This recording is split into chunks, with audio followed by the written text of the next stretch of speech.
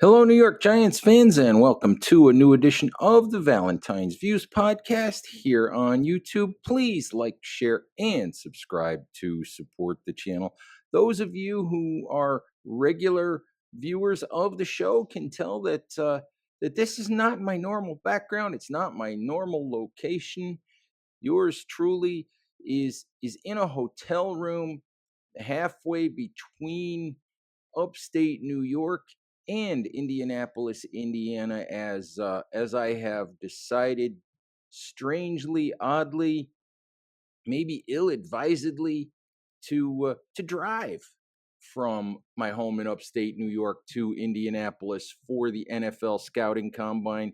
That is, for those of you who care, that is roughly a 12 to 12 and a half hour drive, something like that. It's somewhere around 750 or so miles, maybe a little more than that, maybe 800 miles, something along that line. But I did it once before, 5 or 6 years ago, and decided this year that I didn't want to deal with an airplane. I didn't want to deal with all of that, so I'm driving, and I'm halfway there. So cross your fingers. I'll finish the trek tomorrow and be along Tuesday morning for Joe Shane's 10 a.m. press conference in Indianapolis. Just full disclosure, I am recording Sunday night from that hotel room, so we shall see how long it takes me. We shall see how much I end up regretting the decision to drive instead of fly.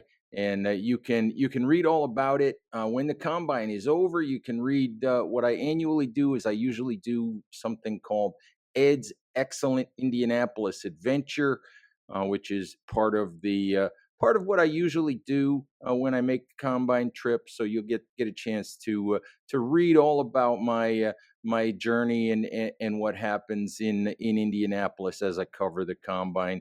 Anyway, enough about me. Let's get into a couple of things. First, news broke Sunday night that Shedeur Sanders, one of the two top quarterbacks, will not throw at the combine this weekend. No surprise there at all. No benefit whatsoever for Sanders to throw at the combine. All he could really do, if you've seen any video of Sanders and Cam Ward side by side, if Cam Ward chooses to throw, which I doubt he will throw either, because I don't think there's benefit for him to throw in Indianapolis. But if he were to throw, he's going to look better in shorts and a t-shirt, throwing darts and throwing a ball deep down the field. He's going to look better than Sanders. The truth of it is, the bottom line of it is, Cam Ward has more pure arm talent. That's obvious if you've seen any of the videos of the two of them working out side by side. They happen to have the same quarterback trainer, work out at the same facility. So you can find videos of them working out side by side online. And the difference is striking. Not that Shedeur Sanders can't be a really good NFL quarterback. It's just that the difference in arm talent, pure arm talent, is clear to see. The only thing Sanders could do if he threw in Indianapolis is hurt himself in terms of, what happens if guys like Jackson Dart, Tyler Shuck, what happens, Jalen Milroe, what happens if those guys throw much better than Sanders if Sanders were to choose to work out? So no surprise that Sanders won't throw. All he could really do is hurt his draft stock. So no big deal. Just wanted to throw out my 2 cents on that decision. But what I really wanted to do today, if you're a regular reader of BigBlueView.com, you will see a post on Monday morning, which really is something that I do weekly.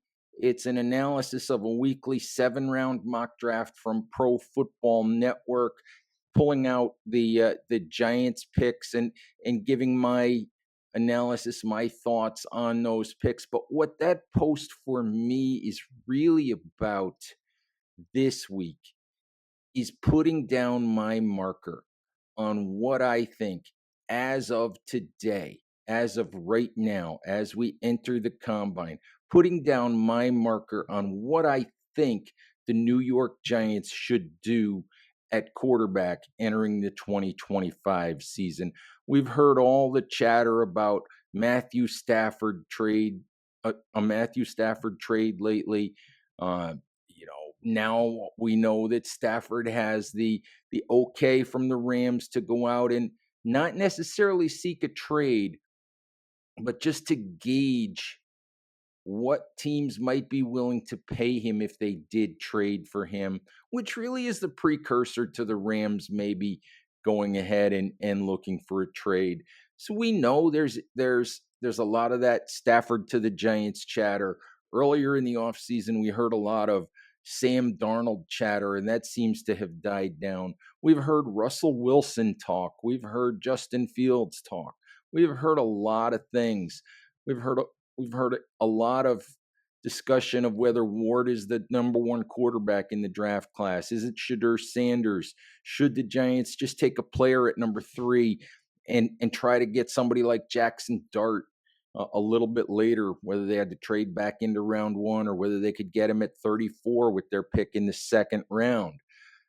But Joe DeLeon of Pro Football Network, a former Big Blue View contributor, posted his 7-round mock draft over the weekend at Pro Football Network. And Joe did exactly what over the last week or so I have decided that I would do if I was Joe Shane. Joe traded up from number 3 to number 1 with the Tennessee Titans to go ahead and select Cam Ward. And for me, I love that. That I think is exactly what I would be trying to do if I was Joe Shane. The price in that particular trade was picks 3, 34, and a second round pick in 2026 going to Tennessee for the right to move up and select Ward. I think that's the right price, and I think that's the right move. Joe Shane and Brian Daboll are entering year 4. They're not entering year 1 or year 2 where they have time, where they have options, where they can say, the guy we wanted just isn't there. That's what they did a year ago when they couldn't get up to get Drake May, who they tried desperately to trade up to number 3 to get. They looked and they said, we're just not sure we really want JJ McCarthy or Bo Nix or Michael Penix. And that's not the guy we want to go forward with. So they took Malik Neighbors, and no one should complain because Malik Neighbors is a tremendous player, but it still leaves the Giants with a quarterback situation to fix. They tried with Daniel Jones, finally have decided to move on from Daniel Jones. For me, and I made this point in my story that will appear on Monday morning at Big Blue View, Joe Shane and Brian Daboll have used up their grace period. They're 9-25 the last 2 years.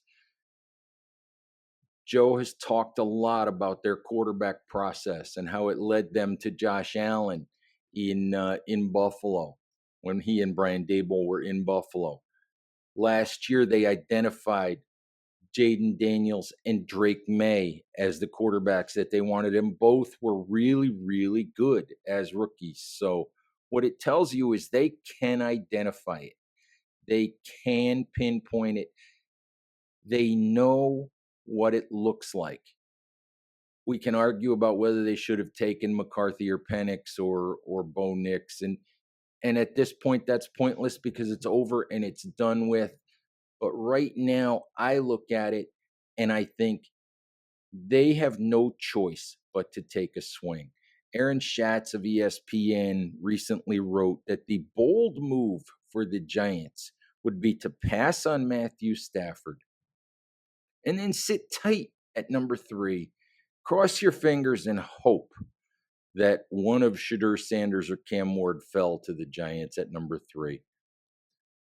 And there's nothing bold about that strategy. That's a very that's not bold at all. That's not aggressive. That's just crossing your fingers and hoping that you can solve your problem. The Giants have to come out of this offseason with not just an answer for 2025 at quarterback.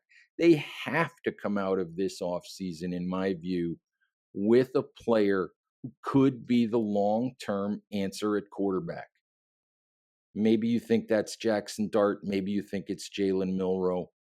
I think it's pretty clear at this point that the most talented quarterback in this class is Cam Ward, the guy with the most upside because of his arm talent, because of his body type, because he does have some ability to move around. You can argue about Jalen Milrow's running ability, but I look at Cam Ward and that pure arm talent, the ability to play from the pocket. And for me, he's the guy with the biggest upside. Maybe Shadur Sanders is a guy who might have a better rookie year. Maybe Shadur Sanders is a guy that is ready to start week one, while maybe Cam Ward isn't quite ready to start week one. But the upside, the if you're going to sit at number one, number two, number three, take the big swing. Don't settle for, yeah, he can play. And so take the big swing for Cam Ward. And that is what I would do here. I Shane and Dable have to take this swing. And for me, Shadur Sanders would be okay. We take Shadur, and maybe he plays well enough that we get to keep our jobs in 2026. But that shouldn't be the goal. The goal should be get the best player who can have the best long-term career. For me, the upside of Cam Ward is higher than the ceiling of Shadur Sanders.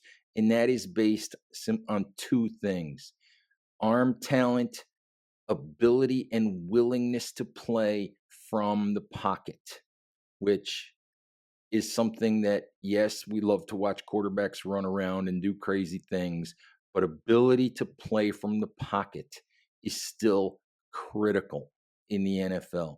Play from the pocket, get the ball out on time, and I think Cam Ward has the biggest upside of any of the quarterbacks in this class. So for me, I'm looking at the Tennessee Titans, who have said they might be interested in a quarterback. They might not be interested in a quarterback. They wouldn't pass on a generational talent. And by the way, I'm tired of the generational talent phrase. Not everybody who's a really good college player is generational. Travis Hunter can play both sides, but he's hardly the first player who ever did that. Deion Sanders did it. Um, Rod Woodson did it coming out of Michigan. A lot of guys have done it. Not a lot of guys, but there have been guys who have done this before. I like the phrase or the word, I like the word transformative. A guy who can come in and help to transform a franchise rather than a generational player. Because I just think, generational player is Lawrence Taylor. A generational player is Bruce Smith. A generational player is Reggie White. And I'm not tagging a guy as generational until I see him play like a generational player at the NFL level. But anyway, I'm kind of sidetracked here. I think the Tennessee Titans would be well served with a brand new GM, with a second year head coach. They would be well served not to force a quarterback pick if they're not fully enamored with Cam Ward or Shadur Sanders. Trade down, get extra picks. You go to number 3 with the Giants, and most likely, I don't know what Cleveland will do, whether they would take Sanders or whether they would take either Travis Hunter or Abdul Carter. But if you trade to number 3 with the Giants are going to take Cam Ward. You're going to have either Travis Hunter or Abdul Carter sitting at number 3 for you to take. Plus, you're going to get that extra second round pick. You're going to get that extra pick in 2026 that maybe you could use to move around, move up, try to make a swing at getting the quarterback that you want in the 2026 draft. The other team that they talk about maybe moving up to number 1 is the Las Vegas Raiders. And from the perspective of the Titans, I get it. Maybe you can get maybe you get the number 1 pick, or Vegas's number 1 pick in 2026. But why would you go all the way to number 6?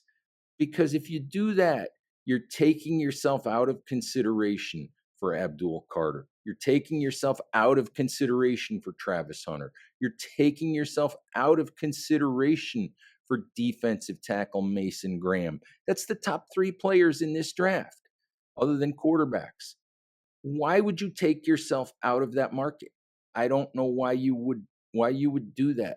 I think if Tennessee's going to trade that pick, the Giants are the logical place to trade it to. And as I've said, I would be all in on the trade up to go get Cam Ward. I think that's the play for the Giants here. It's not Matthew Stafford. It's not Aaron Rodgers. It's not Justin Fields. It's not Russell Wilson. It's not Mac Jones. It's not Carson Wentz or Jimmy Garoppolo. The play is for the Giants to do what they've got to do to make Cam Ward a New York Giant. And in my piece at Big Blue View, I paired him with Jameis Winston as the veteran quarterback. And I know people will go crazy about Winston because he's such a roller coaster ride, and you never know what's going to happen. I mean, it could be great, it could be abysmal, and it could change from one throw to the next. He's That's just the kind of player that he is. It's wild swings from really high highs to really low lows. But I look at Jameis Winston, and first of all, the estimates are that he would cost $12 million over 2 years. I think that's from Spot Rack, and that's that's chump change on the quarterback market. The oth And that's important, I think, because you don't want to go I cannot for the life of me sign off on the idea of signing Russell Wilson to a 2-year, $75 million contract, paying him 37, $38 million a year. I look at Jameis Winston. If you're going to go all in on Cam Ward, you're looking at a guy who was once upon a time the first overall pick in the draft, has a similar body type to Cam Ward, has a similar play style to Cam Ward, has similar arm talent to Cam Ward. Cam Ward could be phenomenal. I've heard people compare him to Steve McNair.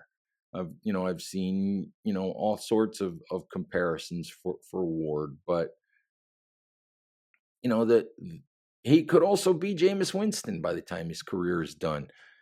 But I look at, a guy that winds up, you know, not quite being able to harness it all, and winds up as a journeyman. Who knows? Nobody knows about these things. But I look at those 2 quarterbacks, and I look at what Brian Daboll wants to do. He wants to be able to get the ball down the field. He wants to be able to create more chunk plays. That was one of the biggest issues with Daniel Jones, especially in 2024. He just couldn't connect on the big plays that were available. I look at Ward, and I look at Winston as sort of the tag team partner. You can run the same offense. You can run the same passing attack with those 2 guys because of their similarities in arm talent and play style. And I also think that Winston, having been a former number 1 overall pick and having been a guy who has had ups and downs in his career, and he's a very gregarious guy. He's a character. He brings a lot of personality. he's a guy that I think would be willing to share a lot of what he's learned with Cam Ward, and I think could really help Cam Ward in his development. So for me, that's what makes sense. Drop in the comments if you think I'm insane, which I'm sure some of you do anyway, regardless of what I've said here today. But please read the post at Big Blue View as well, and keep coming back both here and to our website bigblueview.com all week as we give you complete coverage from the scouting combine in Indianapolis. So thank you as always for watching. Please stay safe out there. Take care of each other, and we'll talk to you soon. Bye bye.